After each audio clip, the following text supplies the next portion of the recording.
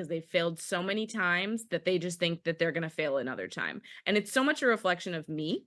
And I can tell you that for everyone that I've ever met, your ideal client is always a younger version of yourself, because that's how you Interesting. can really help people. Oh, look at the nuggets that Elyse.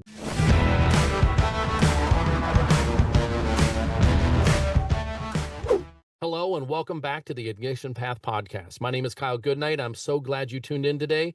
I've got a great episode for you. Before we get to that, make sure you like, subscribe, share. If you hear something that resonates with you or someone that you know needs to hear this episode, please don't hesitate to share that with them. So today my guest is Elyse Alexander. She's an entrepreneur. She's going to tell us all about her story. Elyse, how you doing? I am great. How are you, Kyle? I'm doing fantastic, as we talked about a few minutes before we hit record. I was in LA last week and I'm still on a high. And that's, I guess, close to where you live from what I just found It's out. so funny how the world works, right? That you are exactly where you are at the time that you're meant to be at. So I'm a little jealous that Kyle came to Disney and didn't share it with me, but I didn't know. Like, I'm not always in the States, so knowing that next time you come to Anaheim, let me know. Well, that was the thing. I was doing so much because it happened so fast, because I went out there for a voiceover gig for a video game, and it happened so fast. I was trying to find networking events. I went online trying to find networking events where I could meet people out there, because I'm kind of an extrovert, if you want to call it that. So like, I have no problem. That wall right there is my best friend, as you can tell, I've got Miss Time Clock on the wall here. So, but, but it's one of those things where I got back, and I promise you, now two people that you'll be the second that were on my podcast that lived in and around LA, and were like, "Why didn't you call me up?" I'm like, I was doing so much networking trying to find out who I could meet up with out there, and it didn't even, back when we talked, when we had our first meeting, and you didn't mention that you'd be in LA or LA area, Anaheim, in that time frame. It's all like one big huge conglomerate, right? That's one thing I found out. And I drove in LA, by the way, and thank goodness that I'm a Wow. paramedic and know how to drive an ambulance. So, because it was no different than trying to drive through traffic fast. Not that I was going fast, but man, people are crazy out there. Sorry, It is we crazy. digress. Let's get back to Elyse. Elyse, tell us about who you are, what you do, what your entrepreneurial path it was and is. And is. What a great, interesting, weird, like jumble of a world, right? Because I am someone who firmly believes that you know what you're meant to do at like a really young age, but you don't really know how to get there, nor do you know exactly what it is, right? But I am also someone who believes like that you know that you're meant for more very, very young. So when I was probably about like 5 or 6 is the first time that I was ever like, you know what, being an entrepreneur might be cool. I And didn't then I even saw know my that word parents. when I was 5 or 6, though. No. So both my parents are entrepreneurs, Kyle, which is the There, only that's right. reason That's right. why I even know that that exists, right? But I saw it and I was like, you guys work a lot. I was like, I don't know if I want to do that. Like, that doesn't look like so much fun. But what they got to do with it and what I got to see, and, my parents were big on traveling the world at like, very, very young. I realized that entrepreneurship was like a key and it was a gift. But I really didn't want to like work long hours. I really didn't want to do all of that sort of thing. But I think from a very young age, I was always meant to be an entrepreneur. Speed up a little bit. I went to culinary school. I was like, you know what? I'm gonna like beat against the grain. I'm gonna do something else. And then I was like, okay, well, maybe like business management might also be helpful, right? And I think in that, I was like, I don't really want to sit at a desk all day. Like that doesn't really like bring me joy. And so through that, I started helping different entrepreneurs and really kind of like getting my feet wet. And I was like, okay. I was like, well, like when I ask people questions, they actually like answer and I can help them. Oh, wow. Like you can make money at this. And I was like, okay. And it just progressed from there. Like I started to learn, okay, like if you can see something that someone else can't, right? That's a value. If you can honor what someone else is wanting to build and they can't really see it, right? They want to be a visionary, but they can't really like translate that into action or being able to build it. I was like, okay, I'm kind of good at that too. But then I was like, you know what? Scratch that. I was like, put that on hold. And I was a chocolatier for 8.5 years. I was a pastry chef for 4 years. And I was like, okay, like at night, like I'm going to work on my entrepreneurial journey. And then during the day, I'm going to make money and basically continue what it is that I got a degree in. And so it wasn't until about 5.5 years ago that I was like, you know what? I don't want to get sick 6 times a year and get paid absolutely nothing forever. Like, I need to figure out how we continue to transition, right, to be a full-time entrepreneur. And I'll be honest with you, I did it horribly. Like, I am not someone who did this the right way. Do not listen to my experience and be like, oh, that's a great idea. Like, I will share with you, I literally like, I'll call it failing forward, right? That's a book that I read a couple of years ago. If you Great haven't read book. it, please read it. It's a It's a great good book. book. And I continued to kind of like faceplant over and over and over. And so after I stepped back from the factory, I was like, okay, like I'm gonna continue to try and figure this out full time. And so I would literally like at night, Kyle, you will laugh your ass off. I literally like would tell people, I'd be like, hey, if you have a problem, come to me and I'm gonna figure it out. And I had this, I remember my first client like so vividly. She came to me and she was like, Elyse, I have no idea what's wrong. I know there's an issue in my business, but I have no idea what to do. And I was like, okay, I'm gonna figure it out. So we sat there for like 2 hours. She paid me $20 an hour, and she was like, just see what you could do with it. And the reality was is that she really wasn't happy with what she was doing, and I could see it, but she didn't want to really be honest about it, right? And That's so the the hard more part. we progressed in kind of having that conversation, she was like, "Oh, you know what? Actually, okay, that there's a valid point. Okay, I haven't really been doing this to my fullest ability because I don't really like doing it." And we started like kind of giving her other people to give that support to so that she could reallocate her time. That was Right. the first person I ever helped for money to where I was like, oh wow, That's okay, kinda like cool. I can kind of do this, right? And so I started with nothing, no training, no understanding. I just started. And Wow. so that has what's led me to where I am now. And Right. then like I'll share a little bit of the progression because I think that like people do a lot of like movie style, like, oh, I went from like zero to like $1 million, and I don't think that's fair. So I went from $20 to $100 an hour, Mm. $100 an hour, continuing to help more people, training myself, getting Right. training that I was paying like thousands and thousands of dollars Yeah. for, because I truly believe in learning from other people as well. I'm huge into personal development, huge into really recognizing that I don't ever want to be the smartest person in the room, Kyle. I always want to continue to learn from other people. So Yep. I found people who were doing millions of dollars of coaching, people who were really intentional about how they wanted to do business, right? Because I didn't really like, I saw everybody working uphill all the time and like really killing themselves, like Yeah. physically, emotionally, mentally. And I was like, I don't want to do that. I was like, Right. I want to do this, but how do I not do that? And Right. so from that, I kind of built my business around learning how to bring things to me, started doing a little bit of social media. That didn't work. And I was like, okay, I was like, well, maybe we'll just create another business, right? Because whenever you get stuck, like your mentality is like, maybe we'll just create another business. And so I thought of like 10 other businesses, Kyle, that did not work.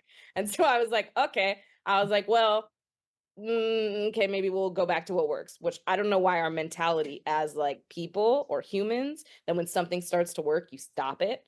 Don't know what that's about. I'm continuing to learn and understand that. I'm very intrigued into psychology and all of those things. So now we lead up to establishing building Burning Pure. This was about 3 years ago. I sat in my room and I remember like distinctly being like, okay, how much money could I save for this period of time to where I could stop working altogether everywhere else and figure out how to like make this my 100% full-time commitment of what I want to do, what I want to brand and become what I'm doing. Right. And so COVID hits, right? And we're like, okay, so now what? And so, actually, funny enough, I end up going to work at another chocolate factory. And again, I just keep sequencing and I just keep circling this like weird dial of like, okay, like I'm kind of good at this and like maybe I should just stay here. And then, you know what, actually, like I'm really meant to do something else and I'm really meant to do something bigger. And I know I have more potential, but I couldn't get past myself. And I am a firm believer that we are the things in the way, but we do not want to admit that we are the things in the That's way. exactly what you coached your first client. You coached her Yes. exactly now. It's full circle. 100%. And I do believe like you fix, well, maybe not fix, you adjust and manage yourself way before you ever touch someone else's life or way before you ever get to another client. And Right. so once I saw, right, what I could do and what I could kind of like move and see the pieces of, I was like, okay, I'm quitting the factory. I am going to do this full time. And for a period of like 8 months, I went hard, All Kyle. in. I got 4 clients. I was making $5,000 a month. I was absolutely killing it. And then all of a sudden I was like, okay. I was like, well, now what?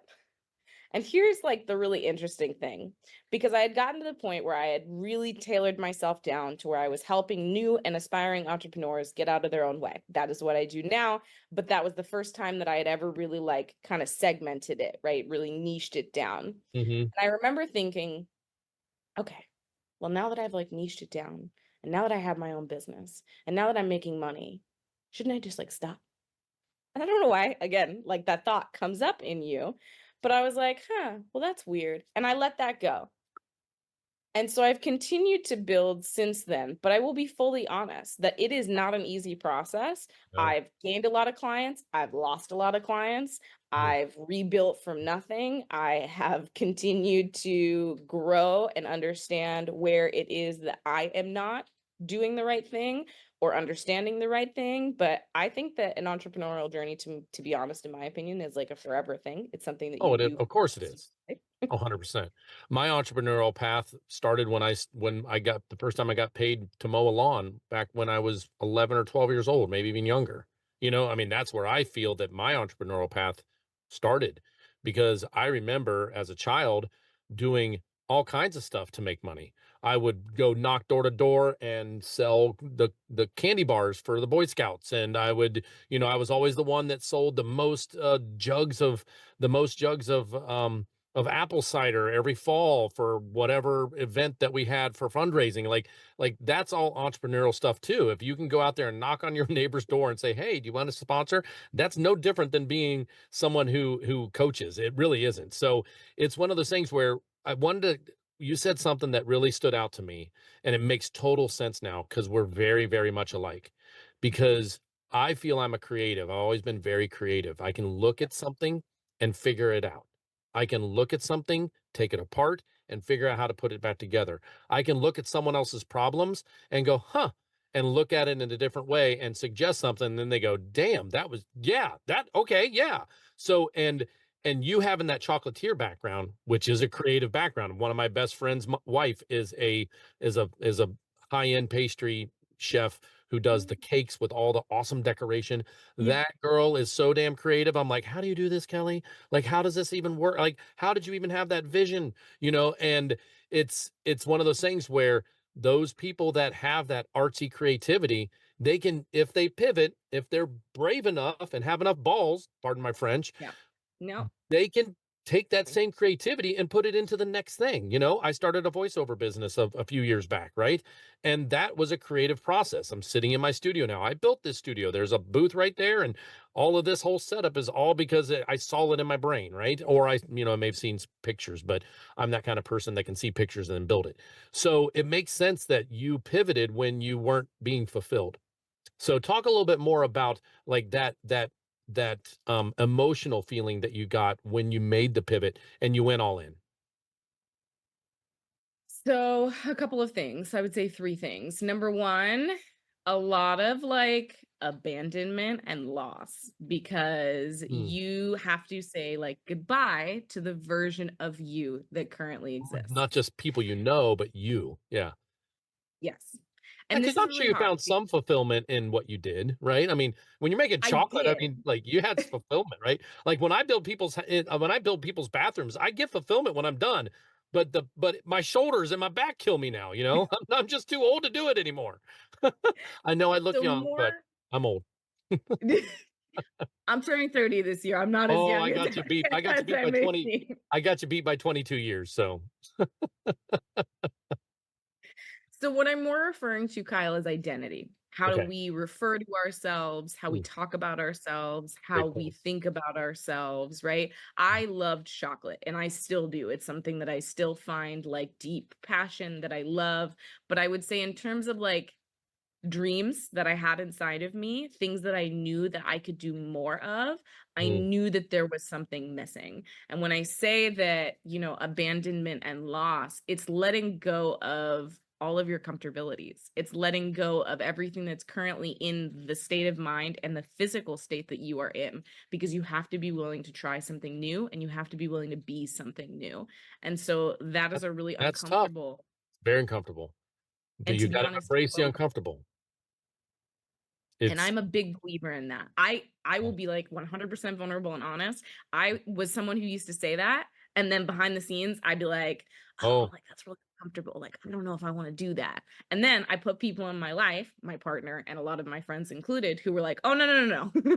You're you not going said to be the this. person that's You going to said say the this. thing Yeah, and yeah, not and do then the not thing. do it, right. Like we're not doing that." Yeah, And yeah, so I exactly. truly think that once you get past that, and I don't want to whisk past that quickly, because I think that that's the stage where everyone gets stuck, is Yeah, because it is lonely to become someone else, to be someone else. I lost a shit ton of friends.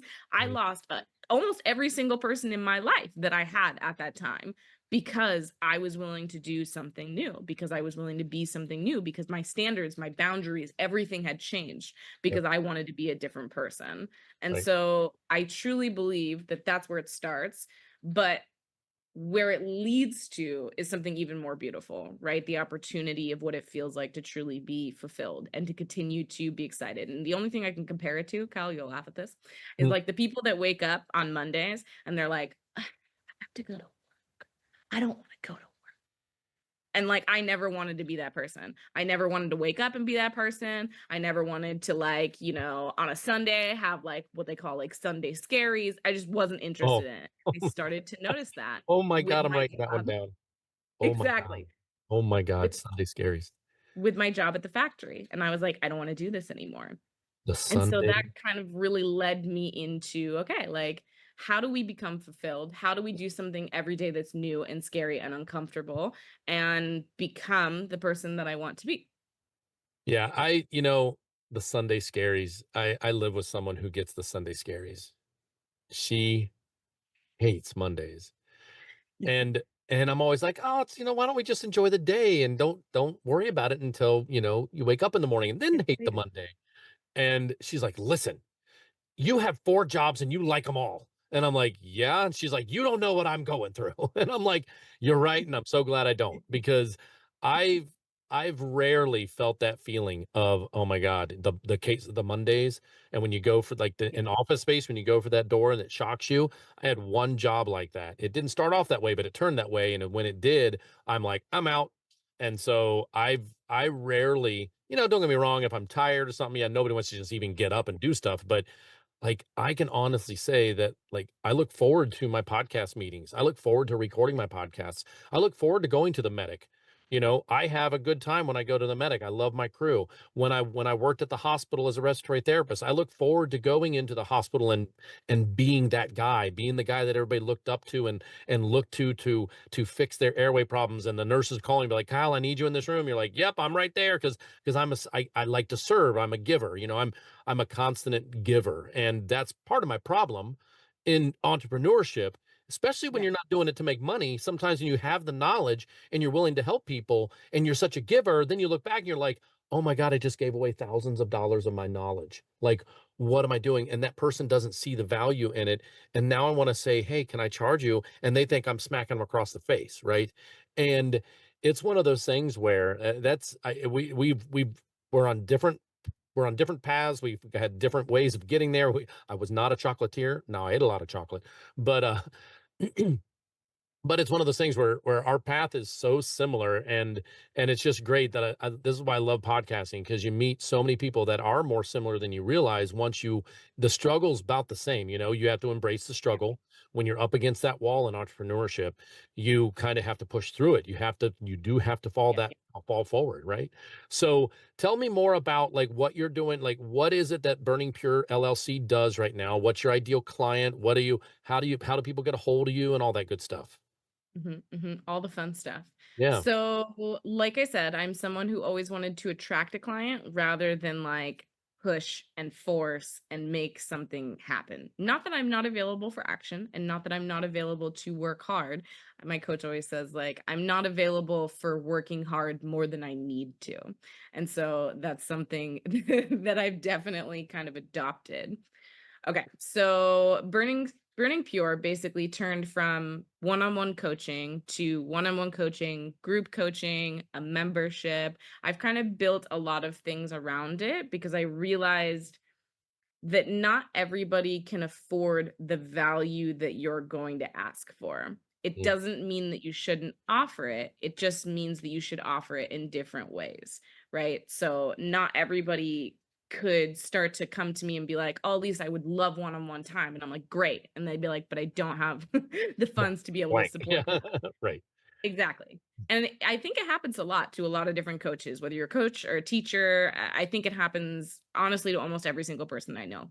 Mhm. And so what I learned was that I started to hit the wall, number one, with money, and number two, with time.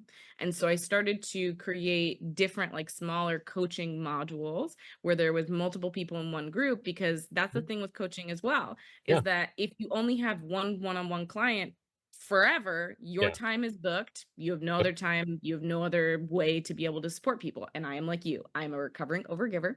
And so I have this like I don't problem even know if I'm where recovering yet.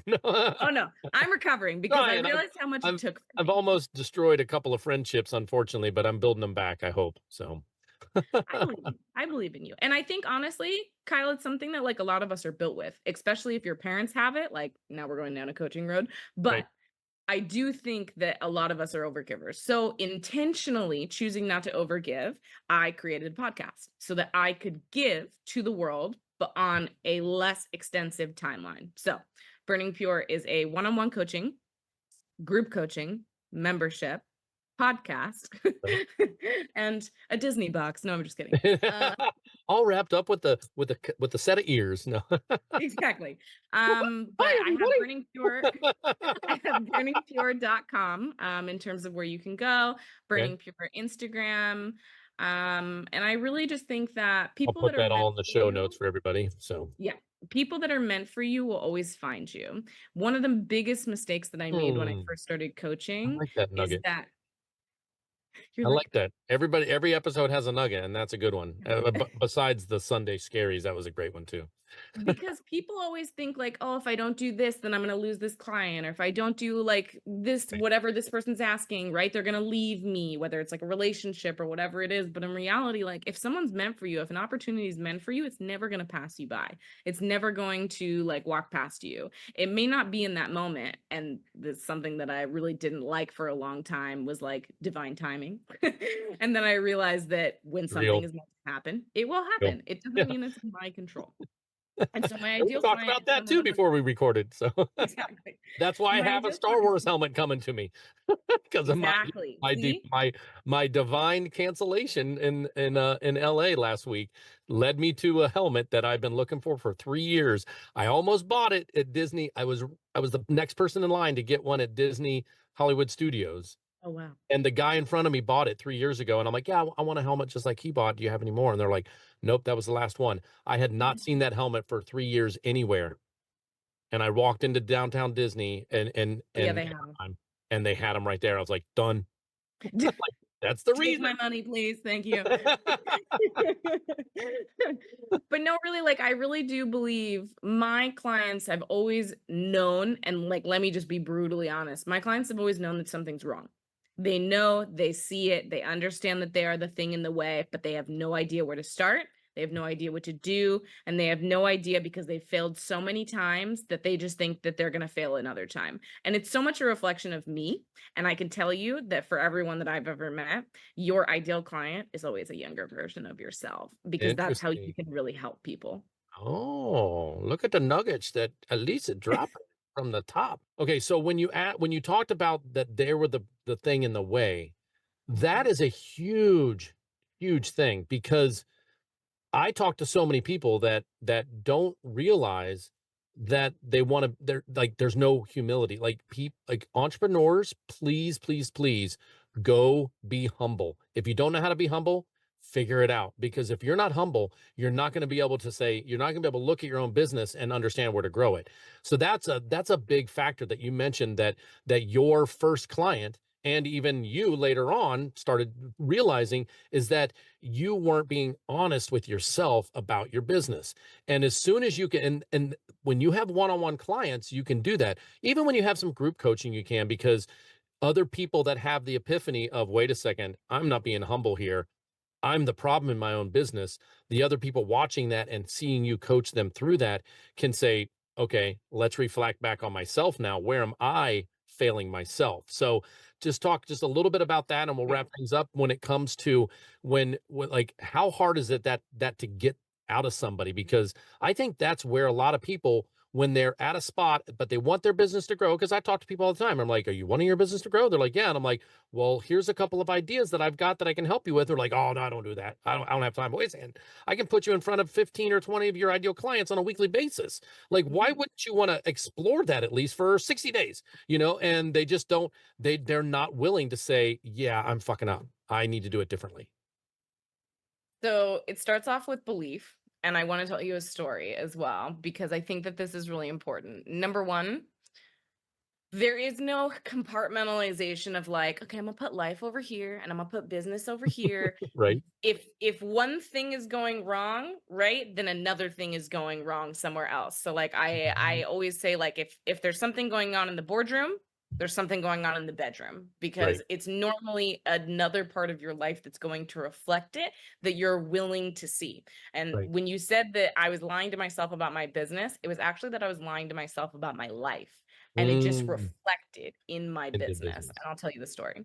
So, the reason that I acknowledged that there was something wrong and that I realized that I was the thing in the way was that I made the same mistake probably about 11 or 12 times in a row to where I was like, okay, so if I do this again, then I'm going to end up in the exact same place. And I am someone, and I'll just tell you the story. I'll be super vulnerable, super honest for you, Kyle. That's what we're all about. Um, I was sitting My on the other ground. podcast is all about that. So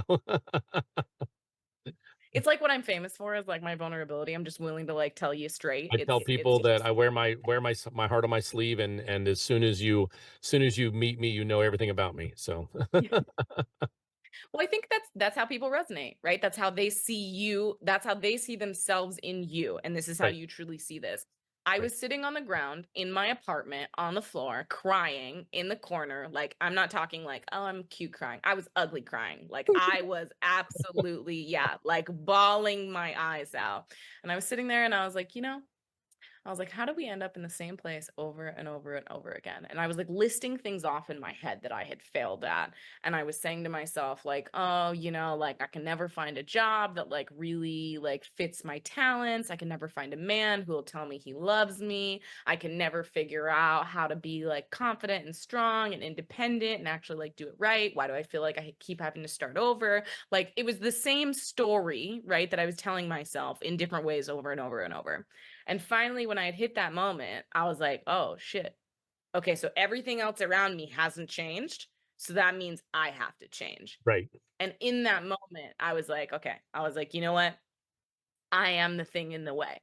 Because if no one else is ever going to change, right? If nothing else around me is ever going to shift, then I have to be the thing to shift because I was someone who did not have the best relationship with my parents. I didn't have the best relationship with my partners. I didn't have like an honest relationship with myself. And so I was like, okay. And I remember saying to someone like, I don't like I don't like this person. I don't like this person. And they'd be like, okay, well, if they never change, then what are you going to do?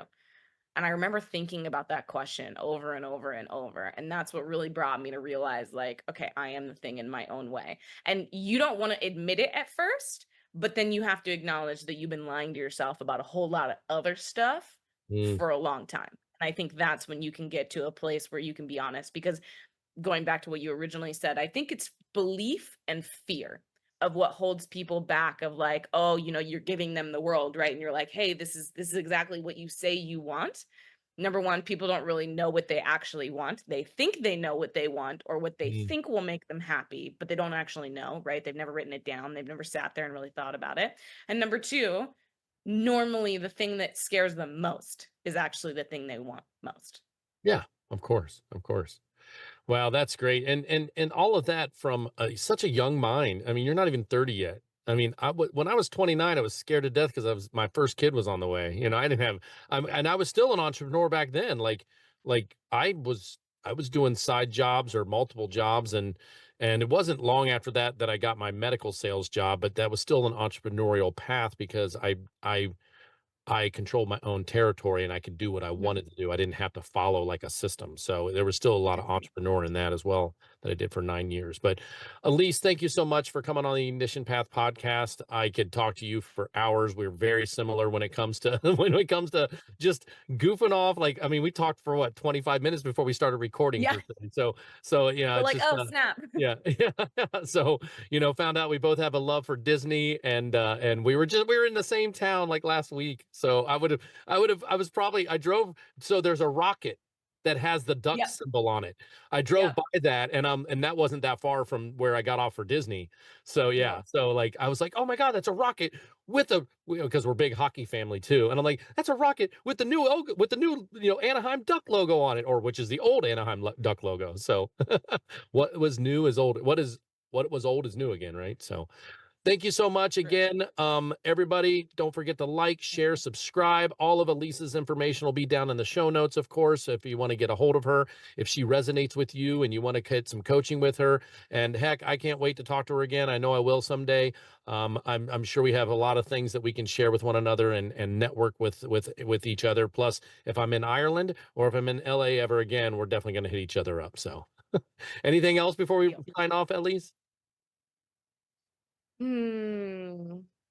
I would say, if you have a dream, be willing to go after it. Right. Right. Sounds great. That's great advice. All right. Thanks so much, Elise, for coming on. Take care. Thank you.